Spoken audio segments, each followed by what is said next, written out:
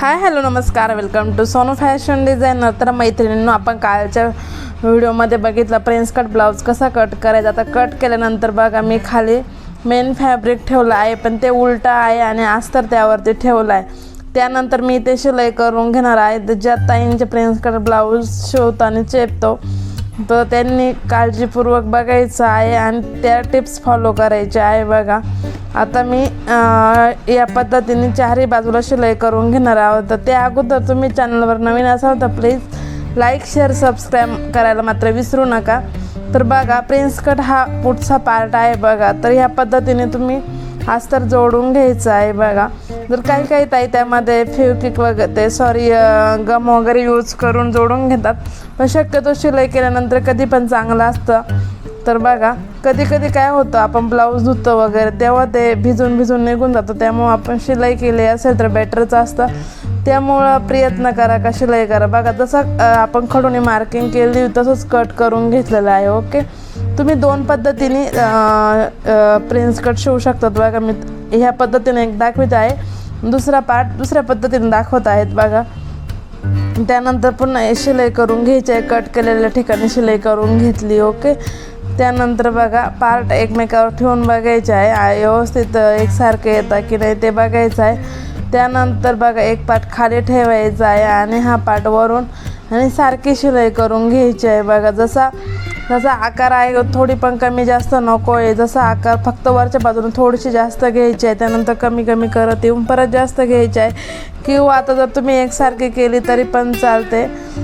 तर आपले कटिंग जशी कटिंग करायला आहे तसंच तुम्ही शिलाई करा. तर अजिबात मागे पुढे करू नका. हे बघा प्रिन्स कट किती फुगला आहे. बघा अजिबात चेपत वगैरे नाही. बघा खाली किती प्रेस केला तरी पण मध्ये फुगलेला आहे. या पद्धतीनेच तुम्ही करून घ्या. त्यानंतर बघा आता आपण काय करणार आहोत, दुसरा आपण पार्ट करून घेणार आहोत शिलाई. तर बघा हे पण जोडून घ्यायचं आहे एकमेकावरती आणि जोडण्याची पद्धत बघून घ्या एकदा. अशा पद्धतीने तुम्ही जे एक्स्ट्रा पार्ट आहे ते कट करा. तर तो पार्ट मी तुम्हाला दाखवला आहे कसा जोडायचा, तर त्याचप्रमाणे हा पण पार्ट जोडून घ्यायचा आहे. बघा या पद्धतीने तुम्ही जोडून घ्या. आता कधी काय होतं, काही जेव्हा कटिंग करू तेव्हाच कट करतात, पण शक्यतो तेव्हा कट करायचं नाही. पूर्ण पार्टला शिलाई करून झाल्यानंतर मग कट करून घ्यायचं आहे. बघा एकदा आपण वरच्या बाजूने जोडला, आता हा खालच्या बाजूने आला आहे. जसा आकार आहे तसाच आपण शिलाई देऊन घ्यायचे आणि अजिबात खेचायचं नाही, अलगद शिलाई करून घ्यायचे. दोन्ही पार्ट सोबत पकडायचे आहे. इथे तर मेन चूक करतात तुम्ही, खेचतात वगैरे, अजिबात खेचायचं नाही. बघा प्रिन्स कट किती छान फुगला आहे, तुम्ही बघू शकतात. दोन्ही पण आपले प्रिन्स कट या पद्धतीने पुढचे पार्ट बघा फुगलेले आहे. बघा मी काहीच नाही केलं, जसा आकार होता तशी शिलाई करून घेतलेले आहे, तरी पण प्रिन्स कट या पद्धतीने फुगलेले आहे, अजिबात चेपत नाही. त्यानंतर आपण डबल शिलाई करून घ्यायची आहे. ओके, डबल शिलाई करून घ्यायची आहे दोन्ही पार्टला. तर बघा तुम्ही नक्की या पद्धतीने प्रिन्स कट ब्लाऊजची कटिंग आणि स्टिचिंग करा. अजिबात तुमचा प्रिन्स कट ब्लाऊज बिघडणार नाही आणि चेपणार पण नाही. बघा जसा आकार होता तसाच आपण कट केलं आहे, अजिबात कुठेही कमी जास्त नाही. तुम्ही बघू शकतात जशी. त्यानंतर बघा खाली मी काय केलं आहे, खाली आता आपण कशी पट्टी जोडायची आहे ते पण एकदा बघा. बघा ही मी 2.5 इंचाची पट्टी काढलेली आहे, ती फोल्ड केलेली आहे, फोल्ड करायची आहे. बघा स्टार्टिंगपासून थोडंसं एक्स्ट्रा ठेवायचं आहे, कारण आपण जेव्हा फिटिंगला जातो तेव्हा थोडासा पुढचा पार्ट कमी पडतो, म्हणून थोडंसं 1-1.5 इंच आहे ना थोडंसं वरती जास्त राहून द्यायची आहे. जी पट्टी जोडतो ती म्हणते आहे मी. जिथं प्रिन्स कटचा आकार आहे तिथं थोडीशी चून घेऊन शिलाई करायची आहे. त्यानंतर खालच्या बाजूला फोल्ड करायचे आहे आणि दाबटीप देऊन घ्यायची आहे. बघा इथे एकच ठिकाणी शिलाई करायची, अजिबात 2 ठिकाणी शिलाई करायची नाही, म्हणजे खालून एकदाच करायची आणि जी वरची बाजू आहे तिथे आपण हात शिलाई घालणार आहे. कारण आपण जर ते शिलाई मारली तर आपला तो प्रिन्स कट आहे तो चेपतो, त्यामुळे ही चूक करू नका. तुम्हाला मी सांगितलं होतं ही ट्रिक्स आहे. इथे दुसरी शिलाई अजिबात द्यायची नाही, खालच्या बाजूने शिलाई दिलेली आहे आणि तेवढीच राहून द्यायची. बघा दुसरी पण खालून क्रॉस पट्टी म्हणू शकता तुम्ही, अशीच जोडून घ्यायची आहे. फोल्ड करायचे आहे. इथं 3 इंचाची घेतली तरी चालेल. कारण 2 इंचाची खूप छोटी होईल, कारण मला आता अंदाज आलेला आहे, त्यामुळे मी कधी मोजमाप करत नाही. पण तुम्ही नवीन असाल तर सांगितल्याप्रमाणे तेवढं घ्यायचं आहे बघा. जेवढी छोटी पट्टी असेल तेवढी हात शिलायला पण सोपी जाते, त्यामुळं प्रयत्न करा थोडी छोटीच घ्या. त्यानंतर बघा दाबटीप द्यायची आहे आणि दाबटीप दिल्यानंतर वरच्या बाजूला हात शिलाई करायचे बघा. दोन्ही प्रिन्स कट बघू शकतात तुम्ही किती छान फुगलेले आहे, अजिबात चेपलेले वगैरे नाही. म्हणजे या पद्धतीनं जर तुम्ही प्रिन्स कट शिवला तर अजिबात तुमचा पण चेपणार नाही. त्यानंतर आपल्याला खालची जी हुक पट्टी खालच्या बाजूला जोडायची, त्यासाठी आपण जो पार्ट आहे तो सुईचा ठेवलेला आहे आणि पट्टीवरतून खाली थोडीशी फोल्ड करून शिलाई करून घेतलेली आहे बघू शकतात. त्यानंतर काय केलं आहे, आपण दुसऱ्या बाजूने थोडीशी शिलाई करून घ्यायची आहे त्या पट्टीला, कारण ते आपल्या आतल्या साईडला फोल्ड करायचे आहे. आता ह्या बाजूला आपण हाताने हुका लावून घ्यायची आहे बघा. ती ही बाजू आहे बघा आणि तिथं खालच्या बाजूला फोल्ड करायचं आहे आणि दाबटीप देऊन घ्यायची आहे बघा. किती सोपी हुक पट्टी आणि आयपट्टी बनवण्याची आपली पद्धत आहे. तर तुम्ही बघा दाखवल्याप्रमाणे ट्राय करा आणि काही प्रॉब्लेम असेल तर कमेंट सेक्शनमध्ये नक्की सांगा. आणि अजूनपर्यंत चॅनल लाईक नसेल केलं तर चॅनलला सबस्क्राईब नसेल केलं तर नक्की करून घ्या. आता ह्या बघा तो पार्ट आपण उलटा ठेवला होता, हा पार्ट आपण सुईचाच राहून द्यायचा आहे बघा. इथे तुम्ही हवं 3 इंचाची पट्टी घेऊ शकतात, पण इथे मी सिंगलच घेतली आहे 3 इंचाची बघा. 3-3.5 इंचाची डबल फोल्ड करून पण लावू शकतो, पण मी इथे सिंगलच लावली आहे बघा. तिथं थोडीशी फोल्ड करून पुन्हा फोल्ड करायची आहे, म्हणजे जे व्हीचे आकार आहे ते यावरती येतील बघा.